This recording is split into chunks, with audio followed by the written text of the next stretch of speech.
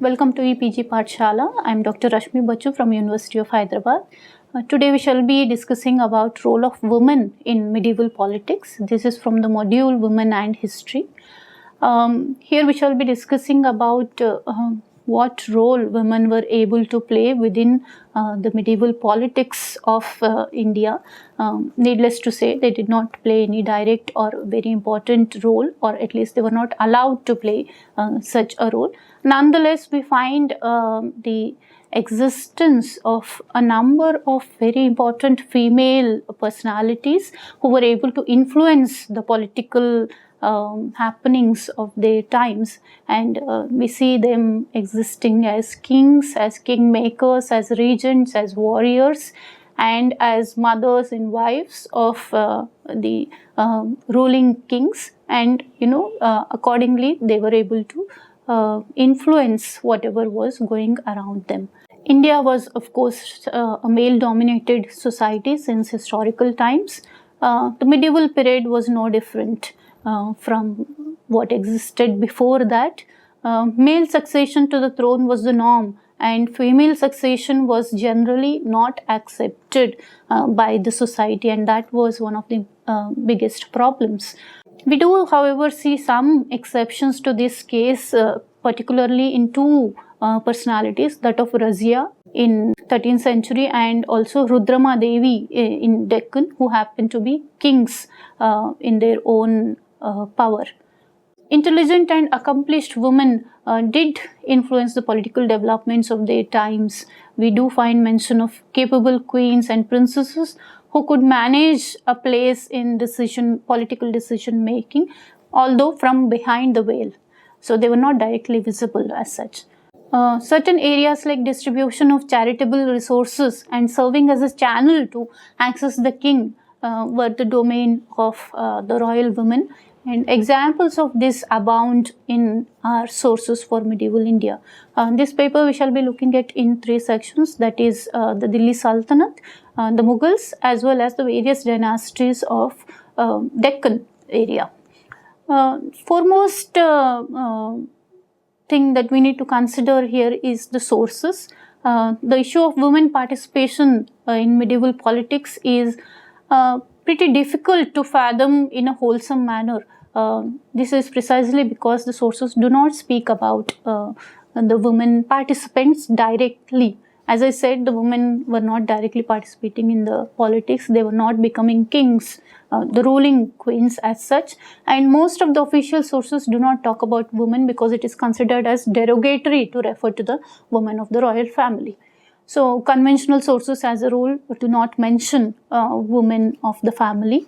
In fact, in most of the sources, for instance, the Mughal sources, they don't even mention the names of the princesses or the queens. So most of the time, only the titles of the queens are mentioned, which happen to be repetitive. So, that leads to a lot of problems with regard to recognition of that particular woman concerned. With regard to the sources, in case of the Mughals, we find that Humayun Nama, written by Gulbadan Begum, happens to be the only text. In fact, it is a very unique text which gives extensive information regarding the activities of the royal woman, because it is written by a woman herself who resided within the Mughal harem. So in this text, we can glance the different roles that women took, and the different reactions that they gave in situations concerning themselves, and the various concerns of the women within the royal family, and how they were able to influence the political and the domestic spaces that they lived in. The other texts do not mention the women as such. This is the case with all the dynasties as such. The Sultanate period in Indian history was something which was politically in a turmoil. We do not find any particular dynasty being able to exercise its power for a very long period of time. It had its own issues, particularly the issue of legitimacy, creating legitimacy by the kings. Under these circumstances, we see that where the princes and the kings were fighting with each other to retain power, the women did not really have much of a chance. Nonetheless, we do find one particular female personality rising to the situation, and that is Razia Sultana. Razia Sultan, more correctly, or as she preferred to call herself, was a very exemplary personality in this history. She was Iltutmish's daughter, and amongst his 4 sons, he considered his daughter to be more capable than any of his sons. Therefore, he nominated her as his, heir to the throne. And we also see Razia becoming the queen of the Sultanate of Delhi, and we also find coins struck to commemorate this event. This is one of the pictures of Razia and the coins struck in her name.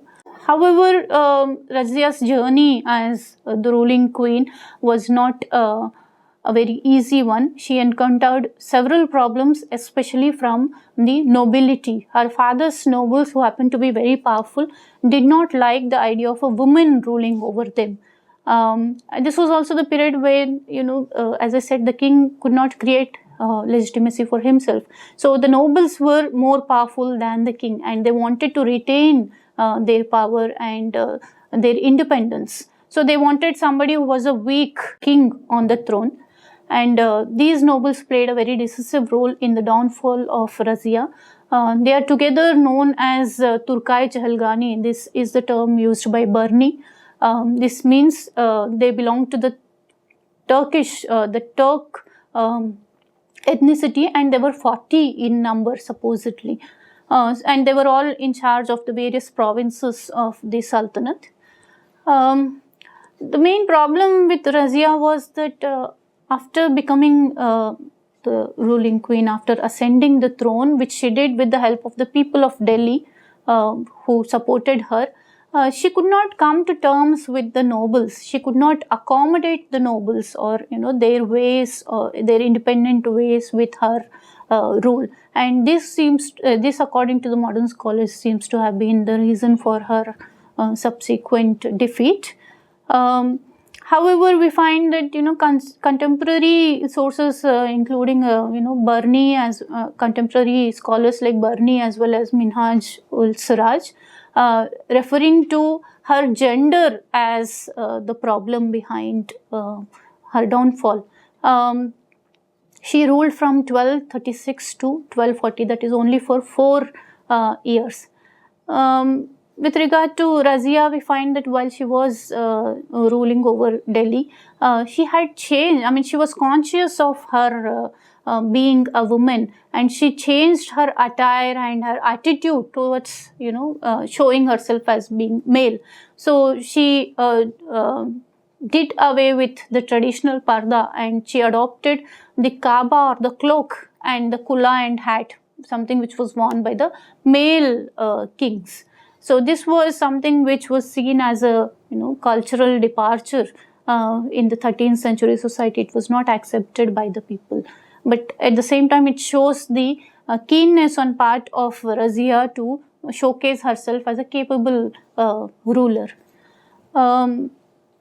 In 1240, as I said, Razia was defeated by the nobles, and with that ends the history of Razia in one of the most interesting chapters in the history of medieval India.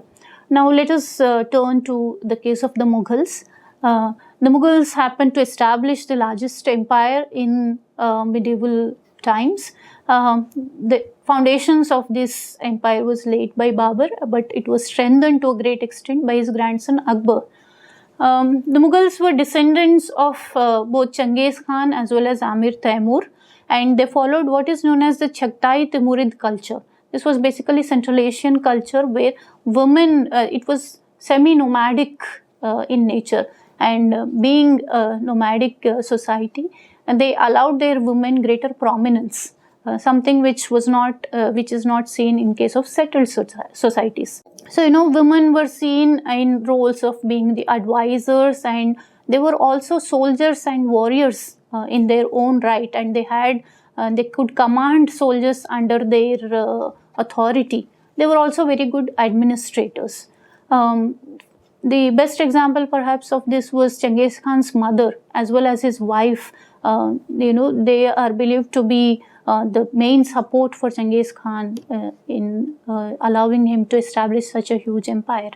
Mughal period in India with regard to political participation of women can be divided into two parts. That is Babur's and Humayun's time and Akbar's time onwards. This differentiation needs to be made because during Babur and Humayun's time, we find that the empire was not settled geographically. Both Babur as well as Humayun kept on moving from one place to another. And they did not have a proper capital as such. Under these circumstances, women participation to a great extent was very important because since the king could not be there at a particular place and he could not always take his family along with him, it was the women who became in charge of the families as well as what was left of the kingdom behind. However, since Akbar's time, we see several important changes coming into existence.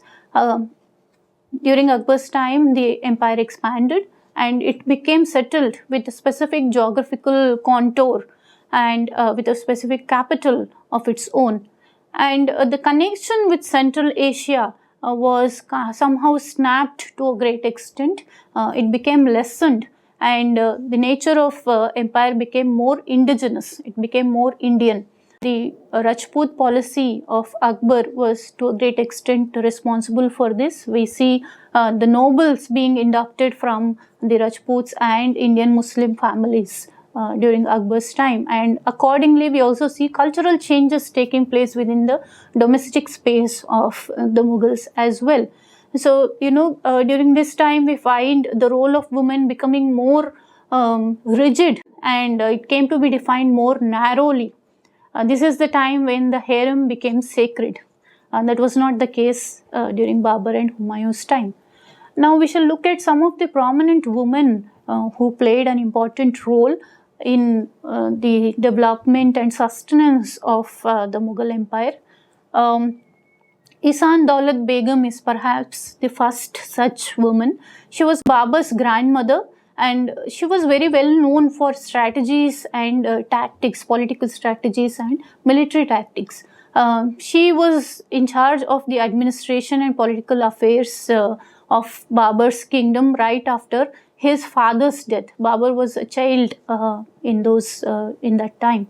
So she was responsible for thwarting several attempts of conspiracy in snatching Babur's kingdom as well.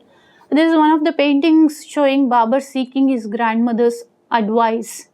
Kutlug Nigar Khanum is Babur's mother.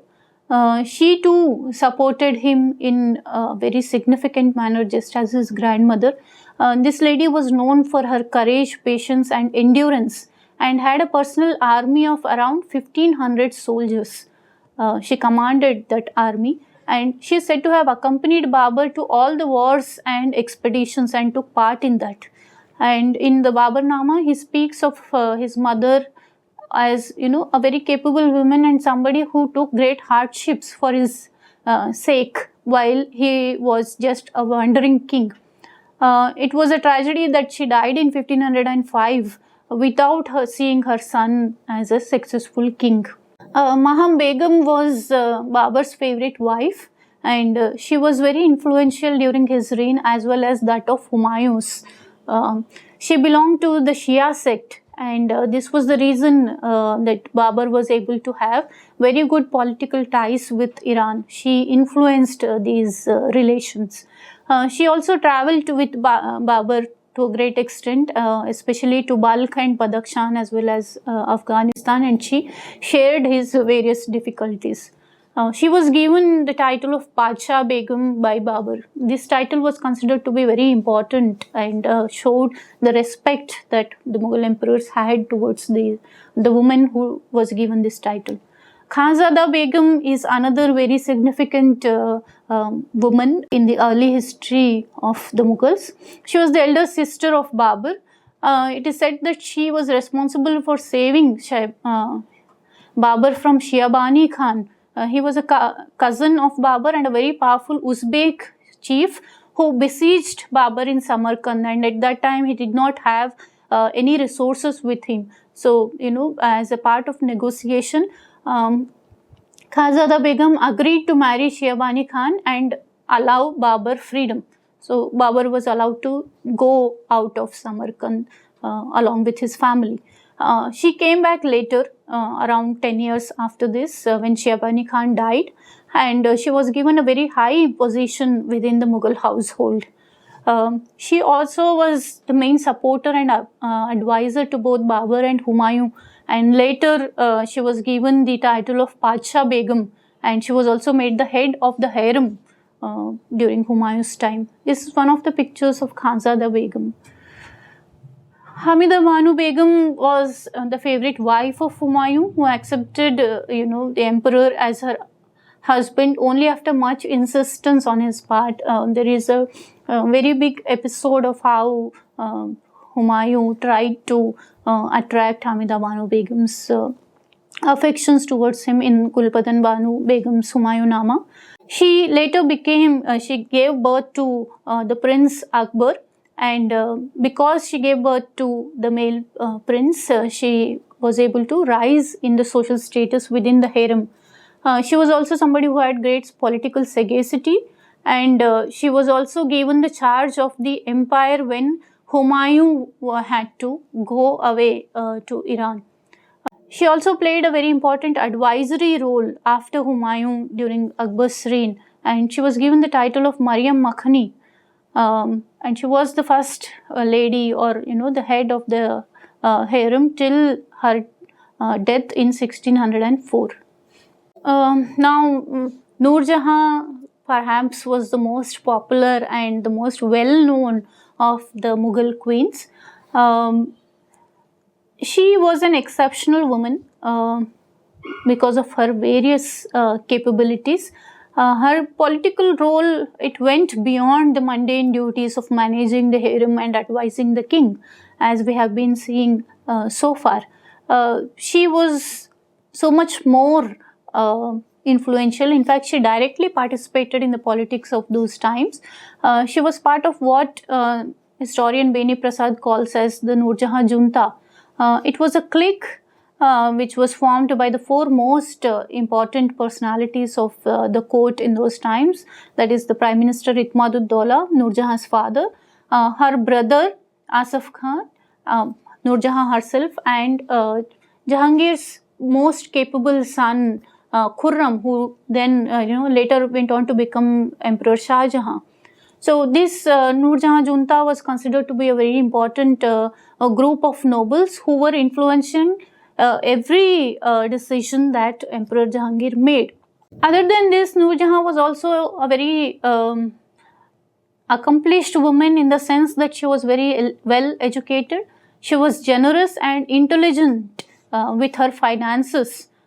She invested in the overseas trade activities through her ships. She had her own ships. She dealt with the Europeans. She invested in their mercantile activities as well, the Portuguese, the Dutch, as well as the English. The English were particularly close to Noor Jahan, and they sought her protection, and it was through her and Asaf Khan that the English were able to approach the Mughal court, the emperor, and they received several permissions to undertake their mercantile activities in the Mughal Empire through her.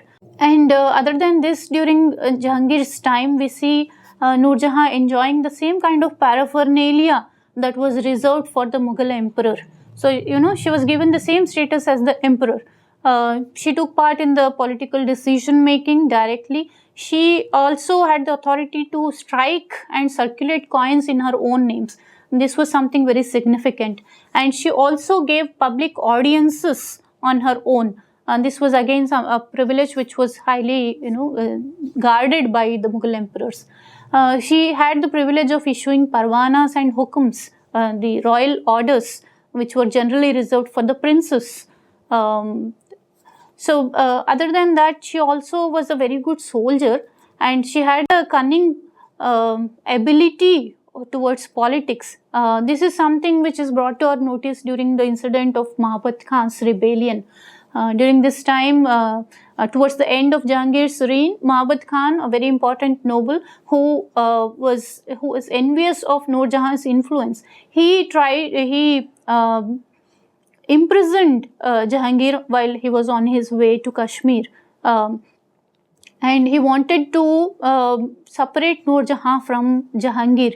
But Noor Jahan was able to thwart these conspiratorial attempts, and later she was able to free her husband from Mahabad Khan's imprisonment, and later he was punished for that as well. I mean, this whole episode shows the shrewd politician that Noor Jahan was, and she was also very good at organizing the armies. This is one of the pictures of Noor Jahan. This is Jahangir and Noor Jahan. These are the coins which were struck in the name of Noor Jahan. Another important personality in Mughal history is that of Mahamanga. Mahamanga was the chief wet nurse or foster mother of Akbar. She was one of the most influential figures in Akbar's early life. She also worked as his prime minister for a while. The Mughals had a tradition of having foster mothers to look after the infant princes, and these foster mothers were given complete charge of their upbringing. So most of the times the foster mothers happen to be more closer to the kings and the emperors than their own mother. So in that sense, Mahamanga was very important. As I said, she later on went on to become the chief advisor and the prime minister of Akbar. This was immediately after Bahram Khan, who was very influential in the rise of Akbar. After he was, deviated, or Akbar could free himself from the control of Bahram Khan, she became the chief advisor. She was also given the charge of the Mughal harem. So that goes to show the importance of this lady. Mumtaz Mahal again is very important personality. She was the chief queen of Shah Jahan. She was given the title of Malika-e-Zaman, and she was almost equal to Noor Jahan in her capabilities. She undertook the similar kind of activities that Noor Jahan did. She also along with Shah Jahan, she could strike coins and circulate it. She gave public audiences, so on and so forth. The royal seal bearing the emperor's name and the insignia of the empire was kept in her custody, and every order that the emperor made had to pass through her to get the seal affixed. Shah Jahan also consulted Mumtaz Mahal on all important state matters, and she had the authority to issue parwanas and the hukums, the royal orders.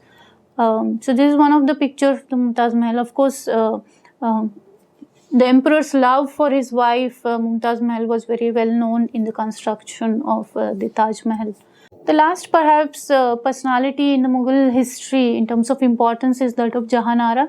She was the eldest daughter of Shah Jahan and very influential towards her in the decisions that her father took. She was also very well educated and a spiritual woman in the sense that she followed the Qadri Sufi order. After Mumtaz Mahal died in 1631, it seems that Jahanara took complete control of Shah Jahan's personal affairs. She was also made the in charge of the harem. Jahanara was never married. Most of the Mughal princesses were never married because no other family was considered to be the equal of the Mughals. However, we find that Jahanara engaged herself in investing in overseas trade, and she enjoyed all the privileges that the earlier queens like Noor Jahan and Mumtaz Mahal were able to enjoy. Her importance to some extent was diminished after Shah Jahan's reign and Aurangzeb ascended the throne. However, because of her capabilities, she was engaged again by Aurangzeb as well, and she was given a similar position as earlier in the domestic and court life also. This is one of the pictures of Jahanara. Now we'll move to the third section of the paper, Deccan. The Deccan area has been perhaps one area which has seen number of women rulers and regents, perhaps more than northern India in medieval times. This can be because of having a tradition of more dominant women being there politically. I mean, if we look at the Satavahana era, Satakarni had taken his name from his mother Gautami Putra Satakarni. So she was believed to have great influence over her son, and similarly in the Satavahana era we find women influencing the kings to a great extent. So during the medieval period as well, we see women playing an important part in political decision making as advisors and as regents as well. We do find one exception in terms of the ruling queen, that is Rudrama Devi. Rudrama Devi was the fourth independent queen of the Kakatiya dynasty of Warangal. She ruled from 1262 to 1289.